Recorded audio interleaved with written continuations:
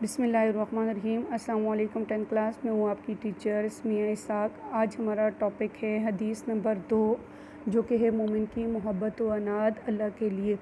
حدیث کو سمجھنے سے پہلے ہم محبت اور عناد کے معنی سمجھ لیتے ہیں۔ محبت کہتے ہیں دل کی چاہت یا قلبی میلان کو، عناد کہتے ہیں دشمنی کو، ضد، حسد یا بغض رکھنا۔ تو بچوں دیکھتے ہیں کہ اس حدیث مبارکہ میں نبی پاک صلی اللہ علیہ وسلم نے کن لوگوں سے محبت کرنے کا اور کن لوگوں سے دشمنی یا عناد رکھنے کے بارے میں فرمایا ہے۔ نبی پاک صلی اللہ علیہ وسلم نے فرمایا من احب للہ، جو کوئی محبت کرے تو اللہ کے لیے، و ابغضا اور بغض رکھے للہ تو اللہ کے لیے، و اعطا اور عطا کرے تو للہ اللہ کے لیے، و منع اور عطا کرنے سے روکے تو للہ اللہ کے لیے، فقد استکمل الایمان، پس تحقیق اس نے اپنے ایمان کو مکمل کر لیا۔ اس حدیث مبارکہ میں نبی پاک صلی اللہ علیہ وسلم نے تکمیل ایمان کے 4 اصول بتائے ہیں۔ سب سے پہلا نبی پاک صلی اللہ علیہ وسلم نے فرمایا انسان اگر کسی سے محبت کرے تو وہ بھی اللہ کے لیے، اگر کسی سے بغض یا دشمنی رکھے تو وہ بھی اللہ کے لیے، اگر کسی کو عطا کرے تو اللہ کی رضا کے لیے، اور اگر کسی کو عطا کرنے سے روکے تو وہ بھی صرف اور صرف اللہ تعالیٰ کی ذات کے لیے۔ اب اگر انسان کسی سے محبت کرے تو اللہ کے لیے۔ بچوں آپ کو پتہ ہے کہ اللہ تعالیٰ نے اپنی محبت کو ماں کی محبت سے مثال دی ہے۔ ماں کی محبت چونکہ مثالی ہوتی ہے، اللہ تعالیٰ ماں کی محبت سے 70 گنا زیادہ ہم سے محبت کرتا ہے، تو پھر بندے کا بھی یہ فرض بنتا ہے کہ وہ اللہ تعالیٰ کی خاطر ہی محبت کرے، اللہ تعالیٰ کے دوستوں سے محبت کرے، ان سے محبت کرے جن سے اللہ تعالیٰ محبت فرماتا ہے۔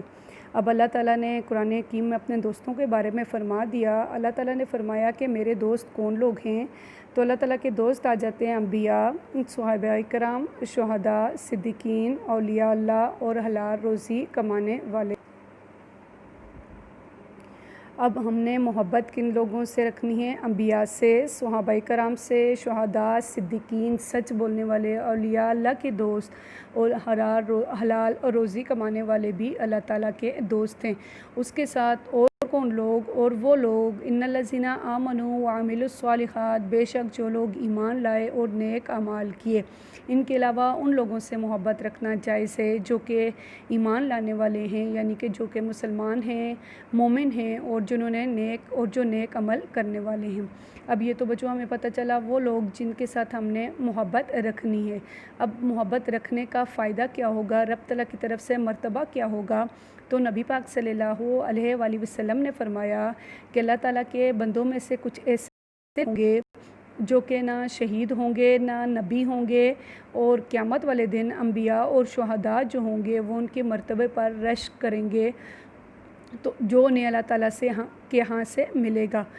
ایسے لوگوں کے لیے اللہ تعالیٰ کے رسول صلی اللہ علیہ وسلم سے پوچھا گیا کہ وہ لوگ کون ہوں گے، تو نبی پاک صلی اللہ علیہ وسلم نے فرمایا یہ وہ لوگ ہوں گے جو آپس میں ایک دوسرے کے رشتہ دار تو نہیں تھے، نہ ہی ان کا آپس میں کوئی مالی لین دین تھا، وہ ایک دوسرے سے محبت صرف اور صرف اللہ تعالیٰ کے دین کی بنیاد پر، یعنی کہ مومن ہونے کی بنیاد پر وہ ایک دوسرے سے محبت رکھتے تھے۔ اس میں ان کی کوئی ذاتی غرض شامل نہیں تھی، اگر کوئی غرض تھی تو کیا تھی؟ اللہ تعالیٰ کی خاطر محبت کرنا۔ ایسے لوگوں کو کیا انعام دیا جائے گا کہ ان کے چہرے نورانی ہوں گے اور ان کے چاروں طرف نور ہی نور ہوگا، انہیں اس وقت کوئی خوف نہ ہوگا جب لوگ خوف میں مبتلا ہوں گے، اور نہ کوئی غم ہوگا اس وقت جب لوگ غم میں مبتلا ہوں گے۔ کس وقت خوف اور غم نہیں ہوگا؟ جب حشر کا میدان ہوگا، ہر ایک شخص خوف میں مبتلا ہوگا، غم میں مبتلا ہوگا کہ کیا ہونے والا ہے، نامہ اعمال دائیں ہاتھ میں ملے گا یا کیسے ہم سے حساب کتاب لیا جائے گا۔ اس وقت وہ لوگ جو ایک دوسرے سے صرف اور صرف اللہ کی رضا کے لیے محبت رکھتے تھے، اللہ کے دین کے لیے محبت رکھتے تھے، ایسے لوگوں کو کوئی خوف یا کوئی غم نہیں ہوگا۔ اب اس کے بعد اللہ تعالیٰ کی خاطر محبت کا آخر مطلب کیا ہے، یہ تو ہمیں فائدہ پتہ چلا۔ اب دیکھتے ہیں کہ اللہ کی خاطر جب ہم محبت رکھتے ہیں تو اس کا مطلب کیا ہے۔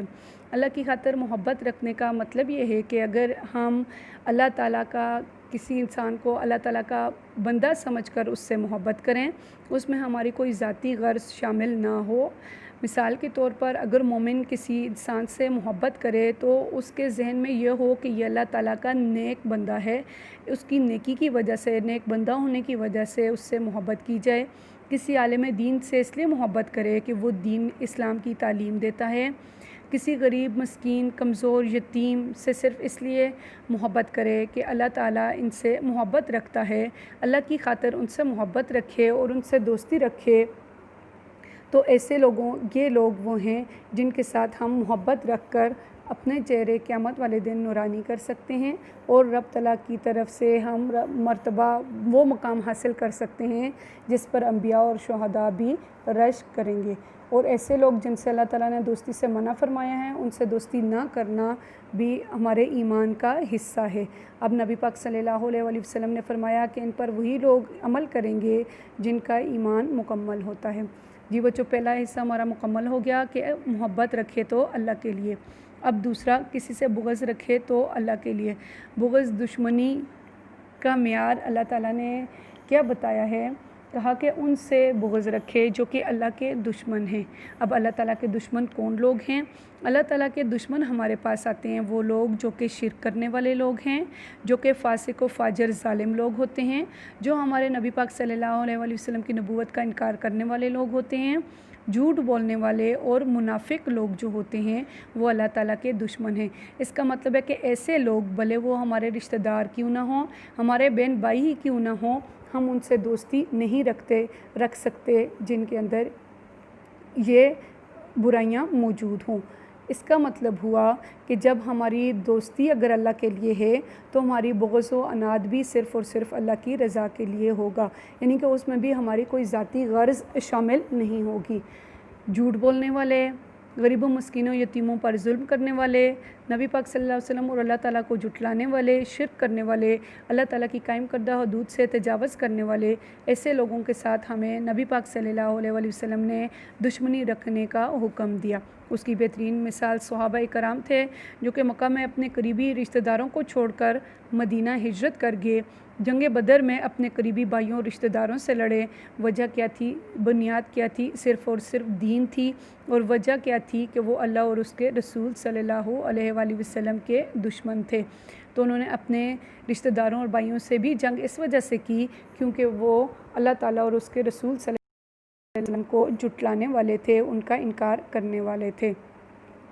اس کے بعد ہمارے پاس بچوا جاتا ہے تیسرا، عطاء للہ، اور اگر کسی کو عطا کرے تو اللہ کی رضا کے لیے عطا کرنا، یعنی کہ جب ہم اپنی کمائی میں سے، محنت کی ہوئی کمائی میں سے اگر ہم اللہ تعالیٰ کی راہ میں خرچ کرتے ہیں تو وہاں پر مقصد صرف اور صرف رب کی رضا ہونا چاہیے، اس میں کسی بھی قسم کی کوئی ریاکاری، دکھاوا یا کوئی ذاتی مفاد شامل نہ ہو۔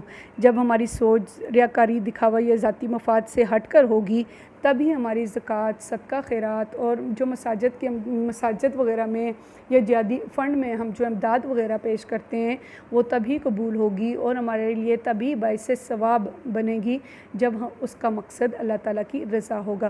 تو اگر ہم 1 روپیہ یا 1 کروڑ بھی اگر ہم رب تعالیٰ کی راہ میں خرچ کریں گے تو اس کا مقصد صرف اور صرف رب کی رضا ہوگا، کوئی ریاکاری، کوئی دکھاوا نہیں ہوگا۔ تو نبی پاک صلی اللہ علیہ وآلہ وسلم نے فرمایا ایسے لوگوں کا ایمان مکمل ہوگا۔ اس کے بعد چوتھا ہمارے پاس آخری آ گیا کہ وہ منع للہ، اور جو منع کرے تو وہ بھی اللہ کے لیے۔ اب منع کرنے کا کیا مطلب ہوا؟ یعنی کہ جب ہم کسی کو کوئی زکوٰۃ، کوئی مدد دینے سے اس لیے روکیں کہ اس میں رب کی رضا شامل ہو، جیسے کہ ہم اگر کسی رشتہ دار کو زکوٰۃ دیتے تھے، ہمیں پتہ چلا کہ اب اس کے حالات اتنے بہتر ہو گئے ہیں کہ وہ زکوٰۃ کا مستحق نہیں رہا تو ہم اس زکوٰۃ کو روک دیں گے۔ یا پھر ہمیں پتہ چلے کہ جس دوست کو یا جس رشتہ دار کو ہم مالی مدد کرتے تھے وہ اس مدد کو برائی کے راستوں پر خرچ کرتا ہے تو اس وقت ہم اس کی وہ مدد کرنا بند کر دیں گے۔ تو یہ ہو جائے گا بچوں اللہ تعالیٰ کی رضا کے لیے اپنے ہاتھ کو روک لینا یا مدد سے روک لینا۔ مدد سے روکنا صرف 2 پوائنٹس ہمارے پاس آتے ہیں کہ اگر وہ یا مدد نہ رہے اس کا اس کے مالی حالات اتنے بہتر ہو جائیں تو پھر اس سے روک کر کسی مستحق افراد کو دینی چاہیے۔ دوسرا کہ جب ہمیں پتہ چلے کہ جس دوست کی یا جس رشتہ دار کی ہم مالی مدد کر رہے ہیں وہ اس مدد کو برائی کے راستوں پر خرچ کرتا ہے تو بھی ہم اس مدد کو روک دیں گے۔ یہ مدد روکنا کیا ہوگی؟ اللہ کی رضا کے لیے ہوگی۔ اب جو ہمیں اس حدیث مبارکہ سے 4 چیزوں کے بارے میں پتہ چلا کہ نبی پاک صلی اللہ علیہ وسلم نے فرمایا کہ اگر ہم محبت رکھیں گے تو وہ بھی اللہ تعالیٰ کے لیے، اگر ہم کسی سے بغض رکھیں گے تو اس میں بھی رب کی رضا شامل ہوگی، اگر ہم کسی کو عطا کریں گے تو وہ بھی رب کی رضا کے لیے، اور جس سے منع کریں گے تو وہ بھی رب کی رضا کے لیے۔ اب اس حدیث مبارکہ پر عمل کرنے کا فائدہ کیا ہوگا؟ اس حدیث مبارکہ پر عمل کرنے کا ہمارے پاس 2 فائدے آ جائیں گے۔ ایک تو یہ ہوگا کہ ہم جب ہر ایک کام رب تعالیٰ کی رضا کے لیے کریں گے تو اسلامی معاشرے کا معیار بلند ہوگا، دین کا بول بالا ہوگا، تمام کے تمام لوگ نیکی کا حکم اور برائی سے منع کریں گے۔ دوسرا ہمارا یہ ہوگا کہ جو نبی پاک صلی اللہ علیہ وسلم نے فرمایا فقد استکمل الایمان، کہ تمہارا ایمان اس سے مکمل ہوگا۔ ایمان مکمل ہونے کا مطلب کیا ہوا؟ کہ اس سے اللہ اور اس کے رسول صلی اللہ علیہ وآلہ وسلم راضی ہو جائیں گے۔ توحید تو یہ ہے کہ خدا محشر میں کہہ دے یہ بندہ 2 عالم سے خفا میرے لیے تھا۔